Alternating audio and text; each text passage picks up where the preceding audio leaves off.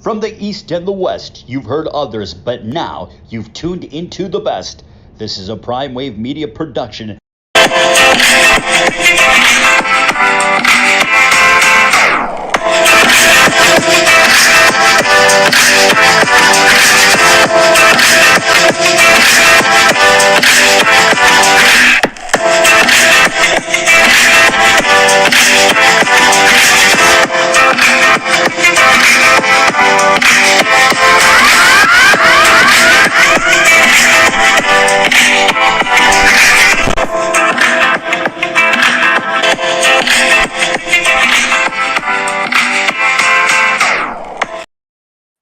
What's up, world? It's the one and only Pop DBITV PrimeTime Capper, and it is time for the premier sports betting show, the PrimeTime Angles. I'm feeling good. I'm feeling great. I hope you are feeling the same. And we do have news in the sports world today. I know it's kind of old news, probably. The announcement was made Sunday. It's now Tuesday, but I always like to make sure that things take a day or so to just go ahead and process. And it has. And OBJ has signed with the Ravens. Does this mean that they're keeping Lamar? I have told you guys since day one that Lamar was never going anywhere. So literally Lamar going somewhere would be the last option. And I think that, a lot of times that we just have a lot of impatience when it comes to teams and fans and media and all that stuff. And everybody's always ready for a big deal to happen or some big trade to happen or something of that nature. But a lot of times we're in a point now where it's real tough for these teams to make these type of deals because these guys are asking for big contracts and other teams are just not willing to pay these big deals right now for certain players because pretty much not being able to finish 2 seasons in a row. That's a big reason why.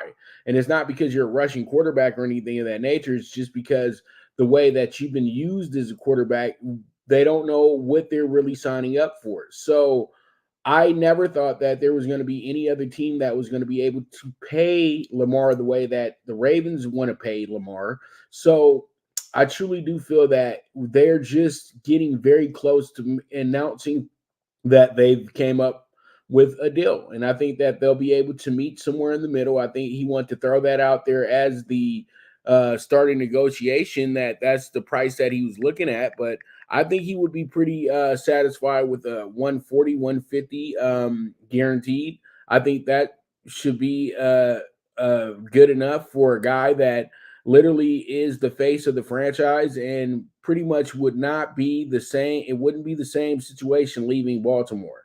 But getting OBJ in the meantime has been a very good pickup for him, even though OBJ, let's keep it real, has not played football since the Super Bowl from 2 years ago. So there is a lot of questions that you have for OBJ. Is he still really a good player? Is he still an effective player? Is he still a guy that that's worth the price of admission? That's the whole thing. Or is this a fit for Lamar? It's a lot of things that you just ask yourself.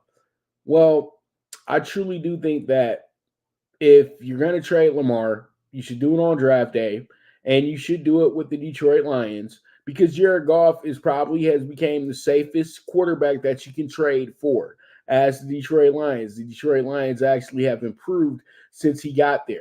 And I think that if you bring Lamar Jackson with the hype that they got going here in Detroit, it could be something special. But I don't want to see Lamar leave Baltimore. I think that he's established a great relationship with the city of Baltimore. He's established a great relationship with the fans of Baltimore. And this is one of the teams in the NFL that truly does have the us against the world mentality. And I think that he fits right on into that group very well. And I think that, you would be leaving a great situation with the Ravens to go into an unknown situation. I don't know if Lamar is prepared for that. I want to see his career continue for another 5 to 10 years. I feel like if he leaves Baltimore, then we only got about another 3-4 year window with Lamar, and half the time he's not even going to be starting probably, because this is where they really judge you at, and this is where you lose the confidence of the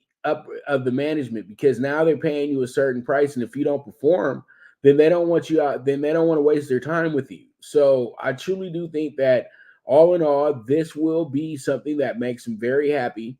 I think that OBJ this is the right situation for him to get his, well, I guess, fourth chance to try to get himself back into elite status. And I think that everything makes sense right here. This is a redemption story type of team coming into this season, and I think that this works out very well. And I think the Ravens have put themselves into a different realm than they usually are. We don't really talk about the Ravens and their star players, but I think that the Ravens will get a lot of coverage this year simply because they got Lamar and OBJ, and people have lots of expectations for both of these players. So let's go ahead and jump into tonight's play-in. We got the NBA playing tonight. The number 8 Hawks 41-41 going at the Heat 44-39. The Heat coming in as a 5-point favorite, and the over under of 227.5. So this makes up for a very, very, very intriguing matchup between two teams that are in the same division. As you guys can see, the Heat won the Southeast Division as the 7th seed, and then the Hawks were right behind them as the 8th seed. But it's kind of bad when you have two teams that are top teams in their division, and they're actually almost not even in the playoffs. And if you guys remember, this division started the whole playing situation because they didn't know who the winner of the division was a few years back. Like, they had 3 teams there at pretty much at the end, and the winner wound up being the 8th seed. Now, a lot of things have changed since they took the conference winners out of the top 3 equation. So, you have that to where it doesn't matter if you win your division. You have to have a record that's feasible for you to be a part of the mix. And I think that when it comes down to it, this one right here is a game that you have between two teams that are very familiar with each other. They've been you could call them rivals. They played each other twice this month already, with Miami winning both of those games. In March, they played each other twice. Miami won both of those games.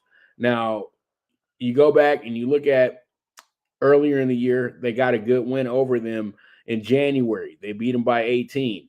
Then when you look at what happened in the beginning of the year when they first played each other, they lost to Miami. So you have 3 out of 4 here for Miami.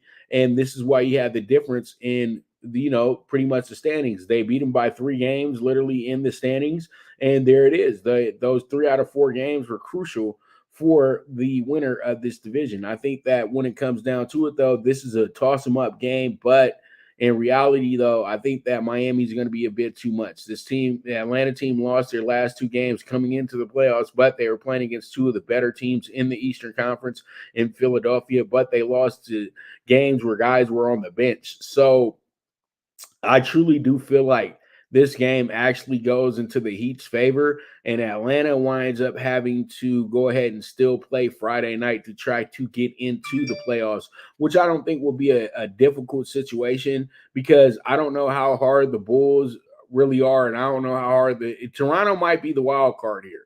But all in all, if you have both the Heat and the Hawks actually win their games in this series and they stay the 7th and 8th seed, you start to question, why the hell are we doing this playing? But when you know that, you have the Hawks who were in a gridlock tie with Toronto, and they were in a gridlock tie literally with Chicago as well too, it makes a little sense. But I think it makes more sense with just Atlanta and Toronto playing each other, and Chicago, you just go home, because this is just dumb to me. I feel like they're taking away too much from the 7th seed now. 7th seed has their spot very easily. That's what I'm looking at right now, is that they have their spot here. It's very easy where their spot is at. You know what I mean? They're 44 compared to 41. There's no difference. There's no way. It doesn't look right if a team winds up losing out on the playoffs and they earn the right to be in the playoffs. This is starting to become a stupid situation. I understand the 8th seed, but the 7th seed shouldn't even be acclimated to this, in my opinion. So it is what it is at the end of the day. But as I said before, I like the Heat tonight with the -5. I think that should be good money as well, too. So we'll see how it goes. We'll see how it shakes out. We'll go from there.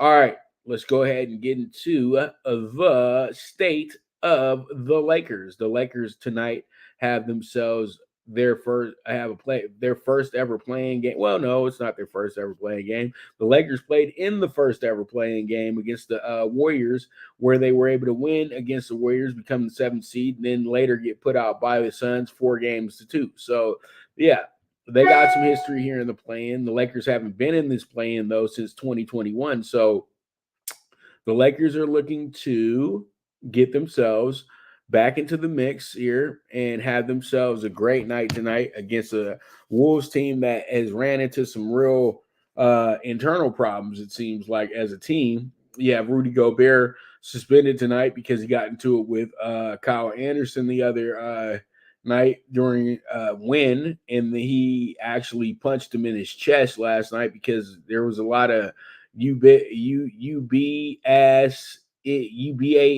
That's it. Ban. You ban. You know what I mean?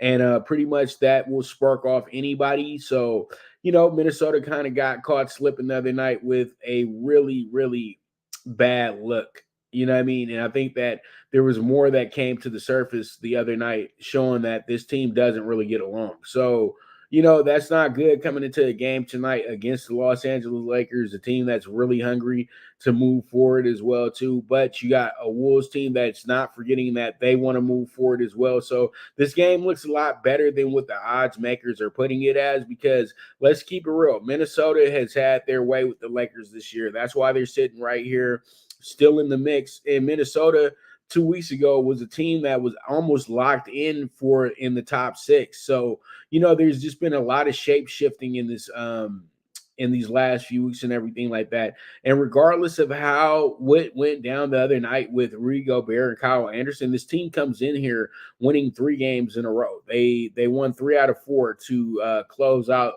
the season, and that's pretty good. And they had a pretty good end of the month last month as well, too. They had lost 3 in a row after winning 4 in a row, so they wound up actually winning their last 7 out of 10 games. So this team is coming in here just as hot as the Lakers. And just because Rudy Gobert is not there, Jaden McDaniels is not there, you still have Ant Edwards and you still have Cat. These guys are great basketball players. They play great ball. The Lakers won their last 4 out of 5 in April. So, they coming in here winning 2 in a row. They had won 10 out of 15 here in March. And the Lakers actually finished up the season 14-6. So that's how good they were throughout their last 20 games. They've been absolutely incredible since the trade deadline. They haven't lost much. That's all we can say, because the moment that they got the trades going and things like that, yeah, they lost the first night to Milwaukee, but then they bounced back, came back pretty much that Saturday with the brand new team, and they went ahead and won 4 out of 6 to close that month out. And it's been on ever since. It's just really that simple with the Lakers. And, coming into this bad boy, 18-18 since that point. That's just incredible, in my opinion. And the Lakers have one of the best records in the league since that trade deadline, and they probably have one of the best records since the start of their season, where they went 2-10. You have to understand the Lakers have went 41-29 since that point. 41-29 since that point. So that's pretty. So this is a whole new team than the team that started the first few weeks of the season. This is a team that really is playing on a natural high right now, and I think that this game is going to be a very, very trying game for both teams tonight. I expect this one to come down to the final minutes of the game. The Lakers' keys to victory tonight is AD and some more AD. AD has to have a double-double. AD has to lead them in scoring tonight. LeBron, he needs to be able to stick in there and play the good team defense and lead these guys and not worry too much about taking on too much of the workload tonight because this is a team that can really do it all by themselves. They don't need LeBron to constantly go out there and go get a 30 10 10 10. They just need LeBron to be ready. That's it. And so pretty much the Lakers are in a position tonight where there is pressure on them. And let's see how they are going to respond with this new pressure on them. Because now the Lakers have expectations. A few 2-3 months ago, the Lakers had no expectations. Everybody was waiting for this team to go ahead and implode and just get ready for Cancun. Now this team is being talked about being in the finals. So the Lakers have a lot of expectations for them to fulfill. We'll see how it goes. We'll see how it shakes out. But we do have ourselves a game tonight, 7 p.m. at Crypto.com Center. So let's see how it goes. Let's see how it shakes out. We move forward from there. All right. Let's go ahead and jump into the next topic at hand, and that's going to be the Dodgers and Blue Crew Daily. Blue Crew Daily, the Dodgers snapped 3-game skid with a monster game for Muncy, beating Giants 9-1 in the opener. So pretty much the Giants and Dodgers meet up once again for about the 50,000th time or whatever it is. I know it's been about 100 some odd years since they've been meeting up in the streets of New York City. Now they're meeting up from now they have a 5-6 hour distance between each other, but it's a great battle because it's between the Bay in LA in the beautiful state of California, IA. So pretty much we got Max Muncy, who went absolutely berserk last night. He had 7 RBIs last night. He hit a 3-run shot in the 4th inning. Then he wound up hitting a grand slam in the 7th inning. So that pretty much was all the Dodgers runs other than Mookie Betts, who led off the game with a home run, a lead-off home run to start the game. And then later on in the game, in the same inning where Muncy hit the grand slam in, Mookie Betts actually knocked in James Outman, who has his 3rd triple of the season as well too. So the Dodgers, I was about to say the Lakers, the Raiders, the Dodgers, you know what I mean? That's crazy that they were all the big trifecta in LA at one time. The Dodgers, Lakers, and Raiders. That's just a great group of teams when it comes to tradition, all in one city. You know what I mean? I think that was absolutely incredible. And I think you can always call LA. That's why everybody's jealous of LA as a sports city, is because LA was spoiled in the 80s with some of the teams that have some of the greatest histories in all of sports. Now, the Dodgers did need that win badly, and it was great that it came against the Giants, but let's keep it real. The Giants are a bad team this season. The Giants got beat by the Royals this weekend. They lost 2 out of 3 in that series. They wound up barely winning yesterday. They really have had it tough. They had a game where they win 16-6, and then they get blew out the next day. So this team is kind of going through the motions right now, in a sense. And that 16-6, they beat up on the White Sox. They go home. They lose to Kansas City 2 in a row. Really short, close games. Then they get a good win on Sunday, and then they get blown out again. This team has just kind of been sitting here in a real rut this year, and they just are not getting it. You know what I mean? I thought the Giants were going to be a lot better than this, but they're not. It's just not happening right now for them. And they give up a lot of runs. That's the whole thing. If they don't have a certain pitcher going that day, they're going to give up a lot of runs. This team is not really playing up to par right now. Their best player, when you look at the stats, is going to be J.D. Davis, who's actually the leadoff man and the first baseman as well too. He's batting .370. And he's been good. He's been real good. He's been able to get 2 home runs, 6 RBIs, and 5 runs. So that's the guy that the Dodgers do need to circle in on. But the guy that's always a Dodger killer, and let's keep it real, is Wilmer Flores. Wilmer Flores has been an absolute monster against the Dodgers for as long as I've known. And especially in that 2020 season, when in that 2021 season that they had all those wins, and Wilmer was always a culprit of beating the Dodgers. So pretty much they're looking to get this thing going, but I don't know if they get it going in this series right here. But it seems like the Giants have this thing about being really good one day, then being really bad the next day. So it seems like they've been really inconsistent. And it's how you look at their record this year as well too. The team is 4-6, but it seemed like they were alternating wins and losses a little bit until last weekend. So tonight you have to be on the alert with the Dodgers because this game looks like it could be a game that winds up being kind of a barn burner in a sense from how I'm feeling coming into this one. But I think that pitching will step it up as well too because you do have two of your better pitchers on the mound tonight. You got Dustin May going against Alex Wood. So I think when it all comes down to it, this one will wind up being a really, really close game. And I think that when you look at the lines and things of that nature, I think the under could be a good play here. So we'll see how it goes. We'll see how it shakes out. And we will go ahead and take our first break of the show today. And when I get back, we're going to go ahead and talk about some more baseball, MLB Tuesday night. We got a little bit of we mixing it up a little bit. We got some of the plays that I'm going to have in our PrimeTime PK6 and some of the plays I'll have in our Late PK4 as well too. So you guys stay tuned. This is the premier sports betting show, the PrimeTime Angles, with the one and only Pop DiBiase, the PrimeTime Capper. Now you and your friends can compete in the sport of kings and win big with Stable Duel. Get the app, pick your horses, and get in on the thrill of horse racing with daily games competing against other players.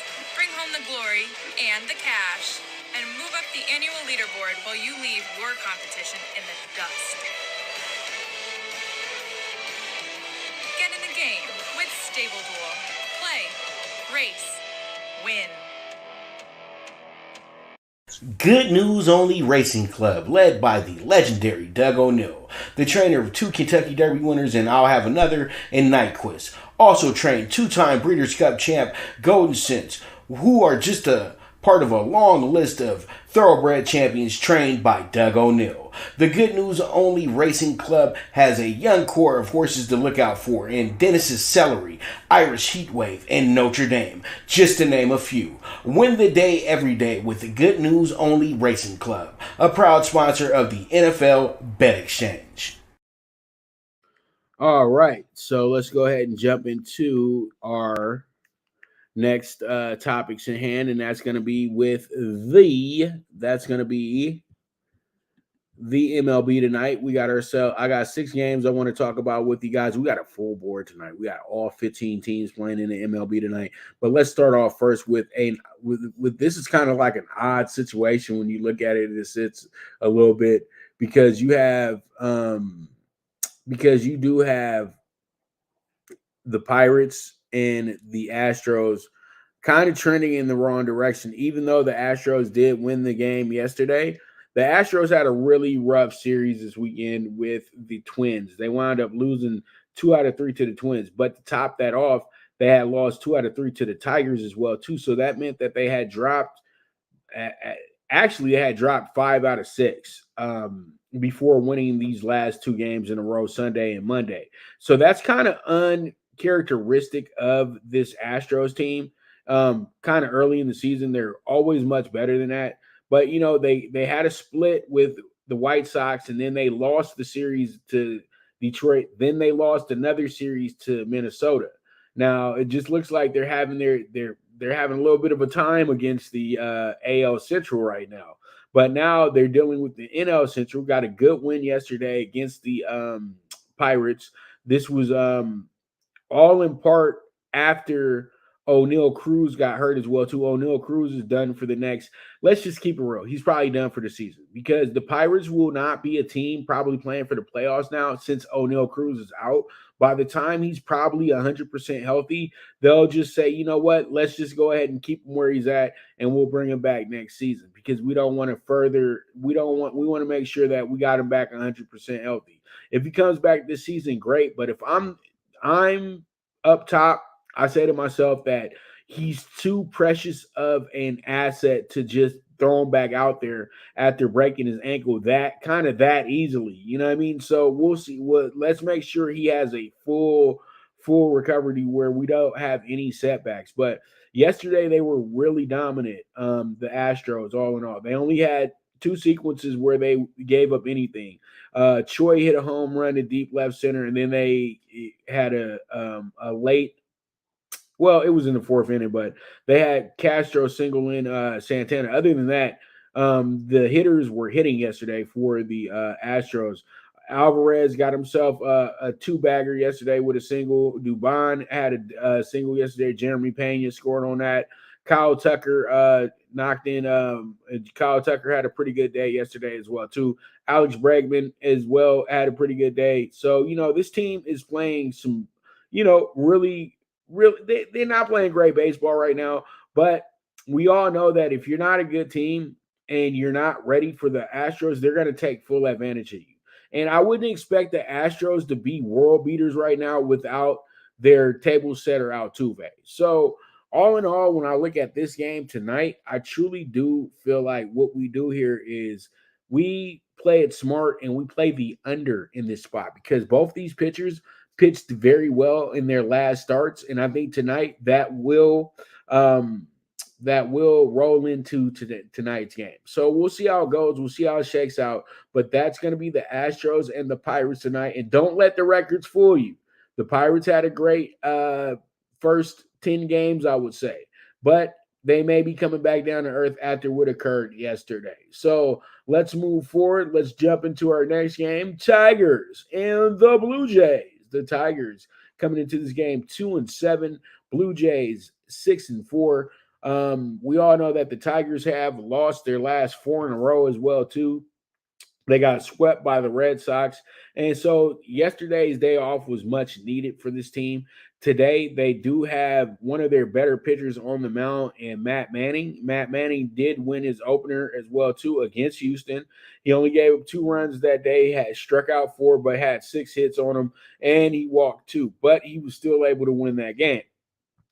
He got Alek Manoah, the last year's Cy Young winner, who pitched a gem against Kansas City. He got busted up the opening day by St. Louis. So what do you expect from this guy today? That's the biggest question, in my opinion. And I think that you have a team in the Blue Jays that are playing really good baseball right now. Even though they're 6-4, they still got some really good players. Vlad Guerrero Jr. is hitting .439 right now. The guy is absolutely raking the ball right now. Leeds has 18 hits, and Matt Chapman has 19 hits, and Bo Bichette has 17 hits. They have stupid averages right now. You got Bichette batting .362. You got Chapman batting .475. You got Guerrero batting .439. This is absolutely tremendous. And then you got a good vet in Brandon Belt as well, too, in this group.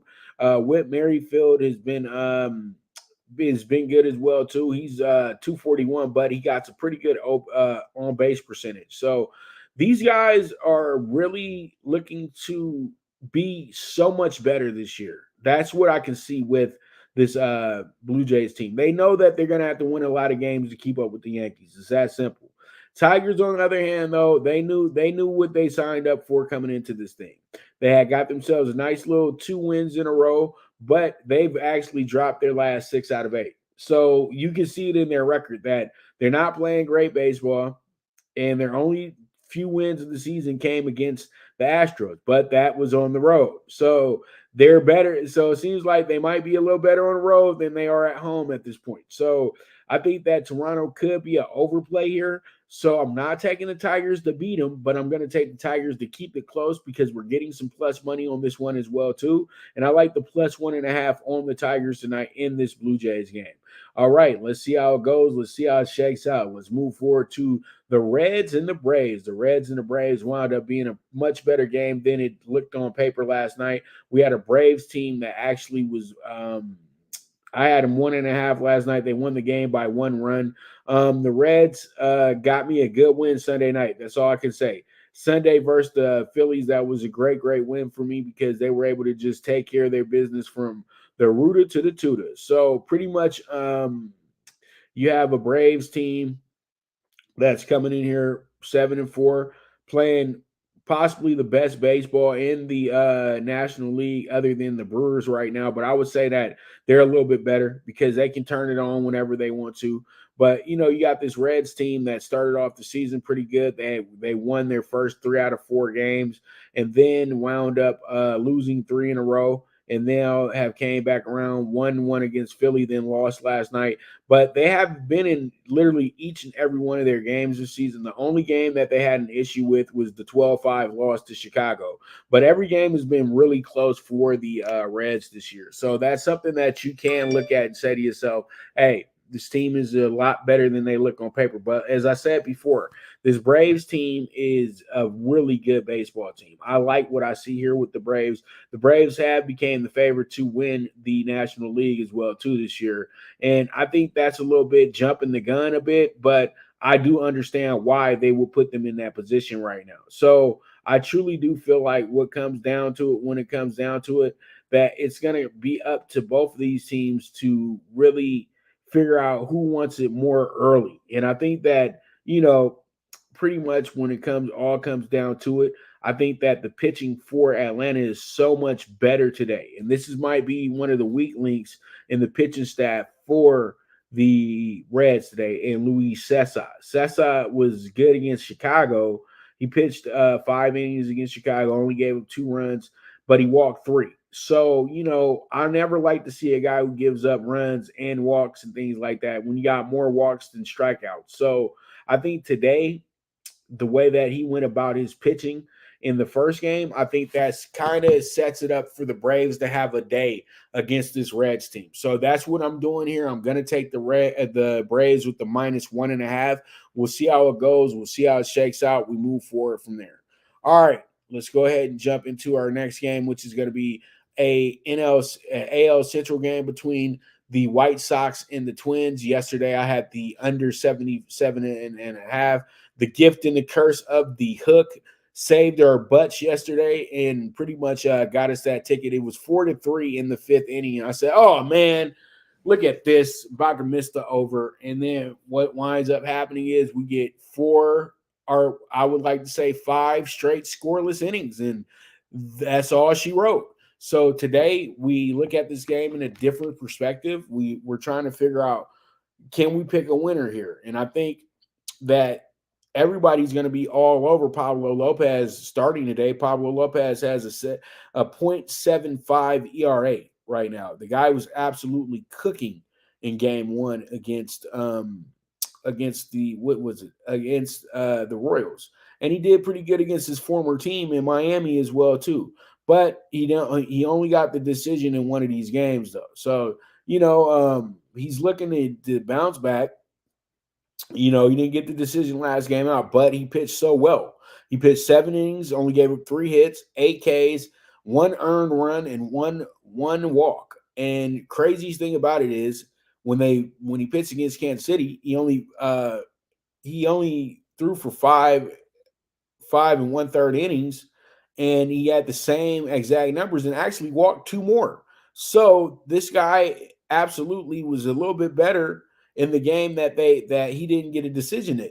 So pretty much, Lopez today going against this group, even though I feel like they're one of the better groups when it comes to hitting in the league. They're 4th right now in batting average. This one will still wind up being more of a game that comes down to the pitchers. Yes, Lance Lynn is a part of this game as well, too. I think that Lance will step it up. Or if he don't step it up, it's just not going to get crazy, in my opinion. You know what I mean? I think that the game winds up staying under 7.5 again today. That's what I'm banking on. That's what I'm betting on. Let's see how it goes.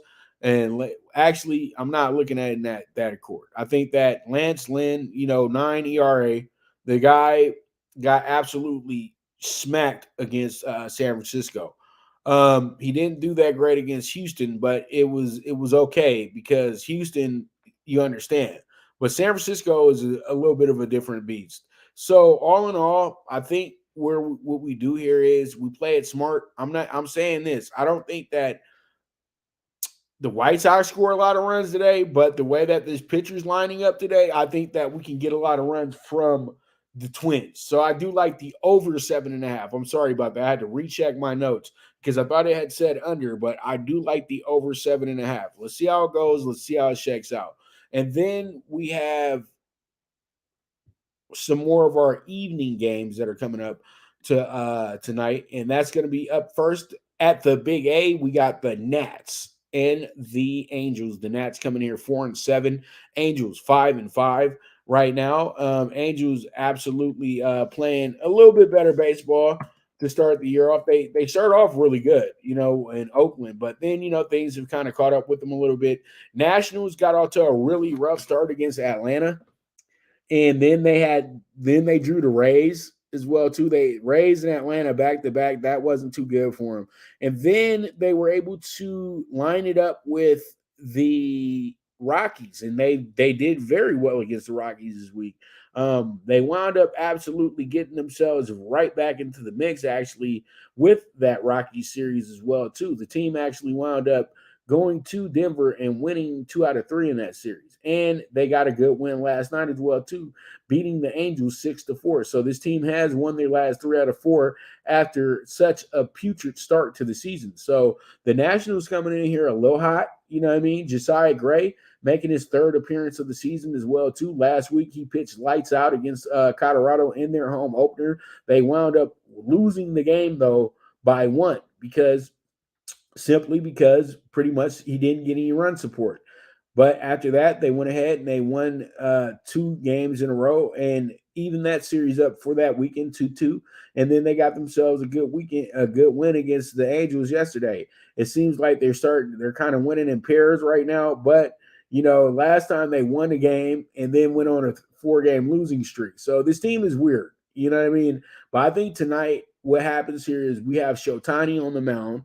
Shotani actually is only 1-0 this year. He should be 2-0. But as we all know, the Angels have a little bit of a problem getting him runs. And I think that's something that we do need to look at in this game right here, is that the Angels don't score a lot of runs when Shotani's on the mound. And that's a big, big problem because he's giving up gems for games.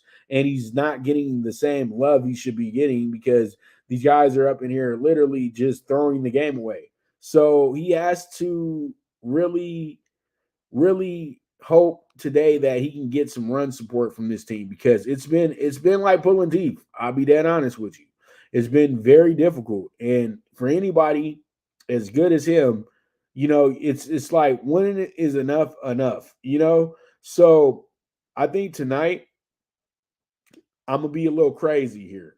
I'm gonna be a little crazy because I think Josiah Gray owes me because I backed him twice already. I didn't back him opening day because I felt like Colorado was gonna blast him up, but I backed him against the Braves earlier this year, and it didn't work out too well on my side. But today, I feel like the old Dodgers pitcher, well, he's not that old of a Dodgers pitcher, but he was a Dodgers prospect, and he was moved in that Max Scherzer deal that brought Max Scherzer and Trey Turner. So he was that great of a prospect to bring those 2 guys. So he still has the potential to still be a great prospect. So, I mean, a great pitcher. So I think tonight would be a really good game for him because he's back in a place where it kind of all started at in Southern California. It won't be at the Chavez Ravine, but it will be at the Big A. And I know that he spent some time pitching against the Angels when he was on the Dodgers as well, too. So I think that tonight this game winds up being a big upset because I'm starting to see minus 300s, minus 350s, all that good stuff. And whenever I see that number, I go the other way. So Nationals tonight are the Bet Us MLB dog bet of the day, our biggest of this season as we speak. All right, so let's go ahead and move forward and talk about the Brewers and the D-backs. The Brewers and the D-backs probably in one of the better games of the night because the records that they have coming into the game. You have a Brewers team 7-3 who did lose last night. Also, you have this Diamondbacks team that is really on fire right now. They've won their last 5 out of 6 games as well, too, including the last 4 in a row. After beating the Dodgers three in a row and then beating the Brewers yesterday. This team is playing with a lot of confidence right now. And last night, even Kevin Durant showed his love for Carroll as well too, wearing his jersey. And it was crazy because Carroll was so happy about Durant wearing his jersey. So that was pretty cool. You got the Brewers kind of struggling a little bit. The Brewers has opened up. They had won 6 games in a row to pretty much start the season. You know, they won their 6 games in a row after losing the opener to the season, and then they've lost their last 2 out of 3. Now, they lost on Saturday 0-6, and they were a dog. They came back on Monday and were a dog, lost 0-3. Today, they're the favorite. Okay, so it seems like every time that they're the favorite, that they absolutely cook. But when they're the dog, they're running into some issues here. They're not the dog tonight. And when I look at the difference in runs in these wins that they have here, they only played 1 close game. That was against the Mets when they beat them 7-6. So, you know, this team is actually playing pretty good baseball at this moment. And I think that we need to understand that this one is going to be one of those toughies here. It's going to be a tough game here tonight. But I think that what happens here is that the D-backs are going to get a little cute, and I think everybody's going to get a little excited about the Diamondbacks tonight because they see that this team is playing better baseball. They're a very small home dog as well too at plus 105. And you know the chalk bettors love to see a plus 105 and act like they got a big dog on their hand or something of that nature. So pretty much, I think that everybody's going to be chasing this plus 105 because the way that the Diamondbacks have played over the last week, because they played good baseball over the last week. Okay, when you look at everything in their last 7 games, to be exact, they are 5-2. Okay, so they're doing pretty good. And actually, when you look at everything in a sense, they're actually 6-8. I mean, they're actually won their last 6 out of 8 because I got to go back to Dodger Stadium last Sunday. You know what I mean? So pretty much they a few Sundays ago, they beat the Dodgers. Then they lost to the Padres. They beat the Padres. Then they lost to the Dodgers. Then they won 3 in a row against the Dodgers. Then they just beat the Brewers. So the team is playing damn good baseball right now. So 6 out of your last 8. I know a lot of people will be enticed to take the Diamondbacks tonight. But as you can see, you got a Brewers team that's won their last 7 out of 10 games. And, you know, when it comes down to theirs, they've actually have won their last 7 out of 9. So pretty much this game looks like it should be a big, heavy bet on the home dog today, but we're not going to do that today because we got the best pitcher in baseball on the mound somewhat in Kobe and Burns. So I feel like Burns is going to deliver us to deliver us to Eva. So I got the Brewers winning this game, and I got them winning by more than 2 runs as well too. I like them a lot. I got them with the minus 1.5 run line today, plus 130. Let's see how it goes. Let's see how it shakes out. But that's going to be your 6 tonight that I covered in the MLB. When I get back, we're going to go ahead and we're going to talk some more. We're going to talk some tickets. And with those tickets, we got ourselves a pick 6 and a late pick 4. So you guys stay tuned. This is the premier sports betting show, the PrimeTime Angles with the one and only Pop DiBiase, the PrimeTime Captain. Now you and your friends can compete in the sport of kings and win big with Stable Duel. Get the app, pick your horses, and get in on the thrill of horse racing with daily games competing against other players. Bring home the glory and the cash and move up the annual leaderboard while you leave your competition in the dust. Get in the game with Stable Duel. Play, race, win. Good News Only Racing Club, led by the legendary Doug O'Neill, the trainer of 2 Kentucky Derby winners, and I'll have another in Nyquist. Also trained 2-time Breeders' Cup champ Golden Sense, who are just a part of a long list of thoroughbred champions trained by Doug O'Neill. The Good News Only Racing Club has a young core of horses to look out for in Dennis's Celery, Irish Heatwave, and Notre Dame, just to name a few. Win the day every day with the Good News Only Racing Club, a proud sponsor of the NFL Bet Exchange. All right, we are back with the premier sports betting show, the Primetime Angles, with the one and only Pop DiBiase, the Primetime Capper. So let's go ahead and jump into our next topics in hand. And it's your favorite topic, my favorite topic, and that is Talkin Tickets. And Talkin Tickets, we got all baseball today. I gave you guys my NBA plays as well, too. I told you guys, of course, I'm going to like the Lakers tonight. I don't know if 8.5 is a play I can really trust, but I would say play it by the half, play it by the quarter, or if you want to just be a big bold person and just say, you know what, I'm just going to throw the minus 350 on it because I does that. You can do that too. So anything can go, but I like the -5 on the Hawks tonight as well too. So let's go ahead and look at our pick six for tonight. The pick six for tonight is going to look like this. We got the under 8 with the Astros and the Pirates tonight, and then we have the Phillies money line -145. Then we have the Tigers +120 tonight as well too. Then we have the Braves with the -1.5 with the -115. And then we have the over with the White Sox and the Twins tonight. And then we have the Mariners money line +100 from Wrigley. So let's see how it goes. Let's see how it shakes out. That's a 50-1 ticket. And we move from there. All right. Now we have ourselves our late pick 4, 32-1. I got the over 8 with the Royals and the Rangers. I would say don't jump into that game with the idea that you automatically got an auto win with DeGrom because you never know. The Royals seem to keep playing better baseball against the better pitchers. So it's been bad with the Royals. Let's not sugarcoat it like it's been good with the Royals. It's been awful. Let's just keep it real. It's been awful.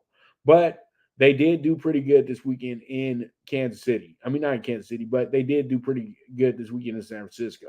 So it does give you a little bit of a glimmer of hope if you are a bit better today or if you're somebody looking for a +1.5. But I would say stay out of all that and just play the over 8 because I feel like there's going to be a lot of scoring going on in this game today, even with DeGrom on the mound. We're not dealing with DeGrom from 2, 3, 4, 5 years ago. We're dealing with Dallas DeGrom. That means that he's not going to be the Cy Young winner every time out. So we'll see how it goes. We'll see how it shakes out. We got the Brewers tonight, -1.5, +130. I'm looking for them to go ahead and get a monster win tonight over the Diamondbacks, who are playing some of the best baseball in baseball right now as well, too. That's what has them sitting atop of the NL West in this early season as well. Then we have the Nats, who are +225 on the money line. Our MLB Bet Us dog bet of the day. I like what I see here. We need to bounce back. We lost yesterday with the Red Sox losing by a measly 1 run that came late in the 8th inning. So Nats, go ahead and double that back for us today so we can go ahead and go 1-1 to start this week off. And then we have the under 8 with the Dodgers and the Giants. I know that it's actually an 8.5 as well too. So if you're getting it with the hook, don't mind it. Don't worry about it. Just take it with the hook. I had it with the 8. Now it's going up to the hook. Now it's probably going to go up to 9 as well, too. So we'll see how it goes. We'll see how it shakes out. But I do see the under coming in this cold, windy game tonight in the Bay Area. So there it is. There it is. 32-1 ticket, 50-1 pick 6. And that's how we go ahead and wrap up today's show. Now, I want to thank you guys very much for tuning in. I'll be back tomorrow. We'll be talking some more baseball. We'll be talking about the play-in fallout as well, too, talking some boxing as well. We got NFL to talk about because, we got some things to talk about when it comes to the draft. Where does DeAndre Hopkins land? All that good stuff. So you guys make sure you tune in for the premier sports betting show, the Primetime Angles, and I'll be here, your host, the one and only Pop DiBiase, the Primetime Capper. And as I always like to say, bet with your head, not with your heart. The movement is moving, and I am gone.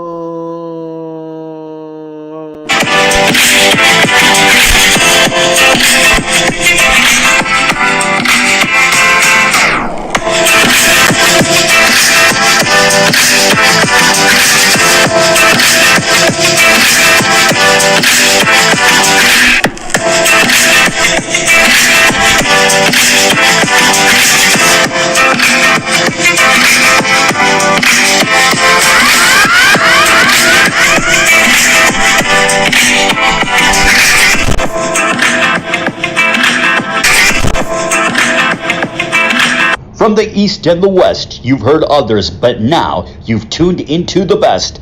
This is a Prime Wave Media production.